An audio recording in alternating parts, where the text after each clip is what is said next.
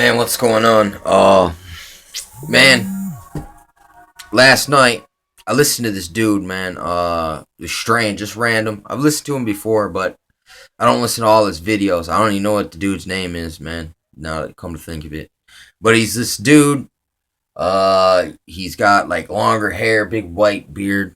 He's a white dude, and I don't mean that in a negative way at all.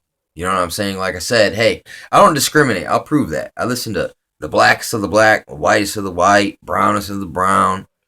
Uh, since I know Islam is created by the Catholics, I don't give them no ear at all, dude. Other than the facts that it's like, listen, your symbolism of your religion says that it comes from an older religion that is pagan, just like the Catholics. But anyway, this guy, he's talking about how he's Baptist, man, or he's raised a Baptist, but he's kind of like, now he understands that uh, denomination is kind of, it's a Willie Lynch. So, but at the same time, you got to understand who brought you to the knowledge. Though if you grow beyond who brought it to you, it doesn't matter. It's still good that they brought you the original seed that gave you enough to bust through, this how they conformed us to our beliefs, dude, and they have. It's called churchianity. And it's just repackaged. It's like the Catholics are a bad cop, and then they got good cop, churchianity, prosperity gospel. You got Puritanism, bad cop, but it comes from the Catholics, man. Sorry. They defected from the Catholics, from the Inquisition, to come to here to Inquisition the Indians and witches and other things when they were, it was the same thing. To target political adversaries, oh, you're a witch. They burned them. You know what I'm saying? And you try to blame that on Christians when it's not a Christian custom, what they were doing. It was an Inquisition custom. You know what I'm saying? But anyway, this guy, man, he's talking about this serpent, man. And he said he was talking about a specific thing. He said this was a dream. And this giant white serpent that it's like he's seen himself on a farm. And he would go to check his animals. He hears animals complaining, and he'd go. And they'd be all in an uproar, moving around real fast.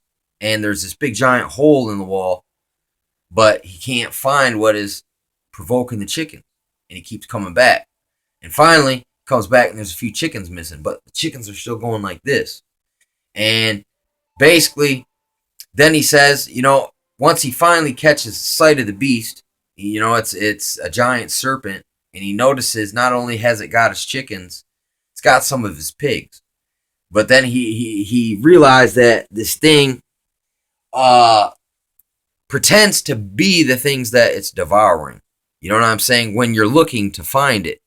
You know what I'm saying? But when you turn your back like this, just like I say with the gremlins, it's like you turn your head and out of the corner. Look, you see your cat here, but out of the corner of your eye, it's a giant serpent. But when you look at the cat, it's a cat.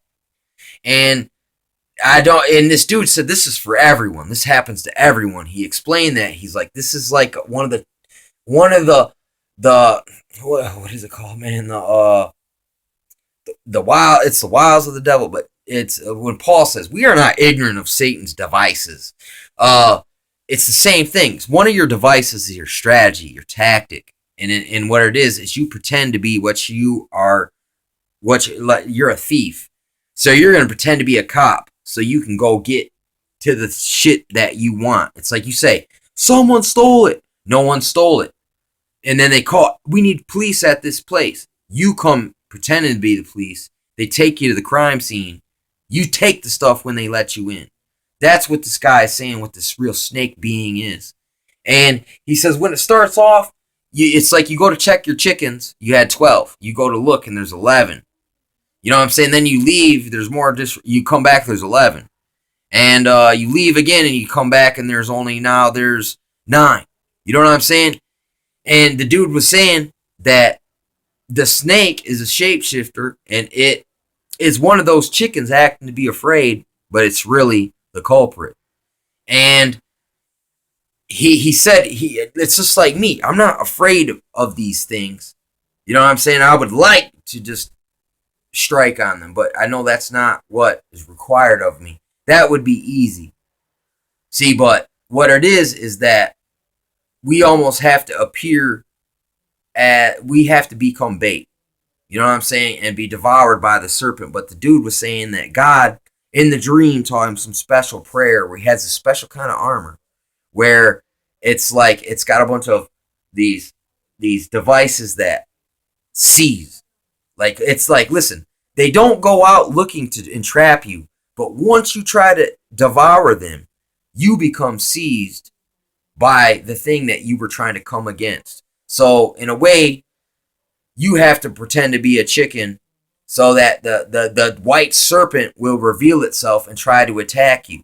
And then once it does, once it starts to devour you, this thing that you get from God, this sticky garment that it's like in a way, once the snake comes out and takes the false bait, it's stuck on the bait. Now, look, you are a hook. You're not the hook. You're just the bait.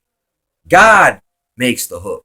God is this fisherman. When it says that who can catch Leviathan on a hook and reel them in other than God? And that's how he uses it. And sometimes he uses us. And it seems like, look, why would you do that, God? Why would you make me this guy? But you're safe. And he always equips all of us with what we need, or he doesn't use us. If we fail to realize this, he'll move on to those who he can use. You know what I'm saying? But it doesn't mean he won't come back to you later. But in that time when you're alone, you're going to have tribulation. You know what I'm saying? So you got to see that. You got to understand this, that this Leviathan that lurks to devour us, it's there. And it appears when we're looking at it, it's a chicken. But when out of the corner of our eye, it's a giant serpent. God can see the serpent all the time, no matter what form it takes. And we really can't. As long as we pray that prayer that gives certain people that funny armor, that they might appear to be weak as sheep, but they're not. It's not a wolf in sheep's clothing. It's something different. It's someone pretending to be weak. They're a decoy, man. It's a bait. It's a bait. And it's not that I didn't know I was this until this guy explained it to me. Now I understand. It's like we put in harm's way to draw out the serpent. So when he comes to start to devour us, it's like God will reel us in, gut the Leviathan, and have us out before we're dead. But it's until you listen. Tonight I got bit by a dog. Look, bam. And it's like I got put in the mouth of the beast for a second, but it wasn't, he didn't hit me out of anger or aggression. It was just, he was confused.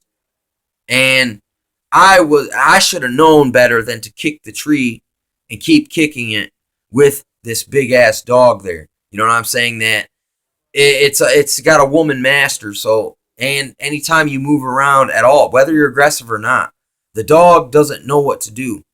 You know what I'm saying? So it does what it does to the other dogs. It just hit me. It didn't latch on. It didn't shake. It hit me hard. But I mean, that's exactly what this guy was kind of almost saying, even though this isn't exactly the same. It hurts to get bit and swallowed whole. But there's a purpose for it. You know what I'm saying? Like, I've been thinking about riding on the back of the head of the beast. That's no different from what everyone else is doing, trying to slide on through. At some point, you got to get off the beast. And you got to make yourself look appealing so he bites you. And it's not you. I mean, if you just let the beast consume you, you're a fool. But if you prayed that special prayer where God has put the special armor on you, look, even if the beast does consume you, oh well. It's out of your hands, and the beast will pay the price for revealing itself. And I even had a traitor, snake, shapeshifter. Basically, it's a con man, magician, gypsy, grifter type amongst me. And exactly what the guy said. It's like, you look, I know I just had 12 chickens. There's only 10. And look, dude, you're the only guy in here. and it looks like a person. But when you, out of the corner of your eye, it's a giant serpent. And the dude made sure in the dream that he said that, listen, this isn't just for this situation I'm talking about. Though it applies here, this same thing, the same mechanism, the same stratagem, the same wile of the devil is used against us all. So it was just random that I listened to the guy, and he was dead on accurate with this here. You know what I'm saying? From my opinion, from my understanding, from what it's obviously God must have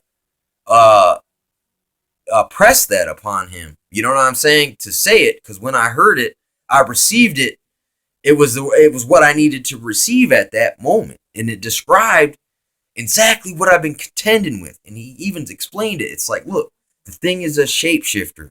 When you got it under the microscope, it knows better than to be itself. So it pretends to be whatever it's going after.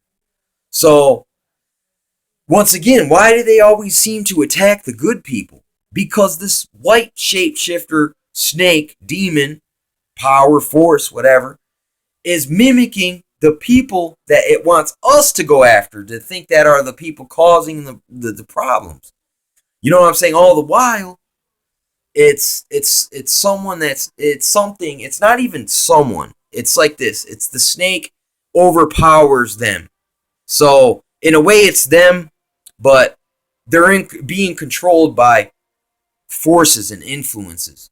So even if you strike the man, listen, that beast goes free. You know what I'm saying? So in a way, you have to sit back and wait for it to strike and let it devour you. But you yourself can't be really necessarily, you can't necessarily be saved by your own hand. It's like you can't do this unless God has got you protected. But he's got to keep his distance, because if all the evils, if the snake could see the spirit on you, it wouldn't attack you. So God's kind of got to play back real quick and make you almost appear as if you're just one of the sheeps that's there for sacrifice, for devouring. So if God instructed you too much, it'd be obvious you weren't vulnerable, and the thing wouldn't attack you then. So look, sometimes he let us appear to be vulnerable so that they will attack, and not by our own hand will we be brought out of it. It's that through God and us, because God could say, hey, I need you for this. But if you say, man, I'm not down with that, it wouldn't happen. God's not going to force it. You know what I'm saying? Necessarily. I mean, you look at Jonah, and some people could say God forces you to do it, but I don't think that. God just, he keeps nudging you like this. You know what I'm saying? And the nudges get harder until you're just like, F it, man. I might as well just get this over with. You know what I mean? Sometimes if you're stubborn in the wrong way, you know what I mean? There's examples of that. So I'm not just basing that off my own understanding. But I mean, it's just crazy. And I feel, hey, this dude described a lot of situations I went through, and a lot of Christians would look at me and just assume that I'm the white snake. You know what I'm saying? But they don't see that I'm the flesh on the hook inside of its belly, and you don't see God reeling it in either. You know what I'm saying? And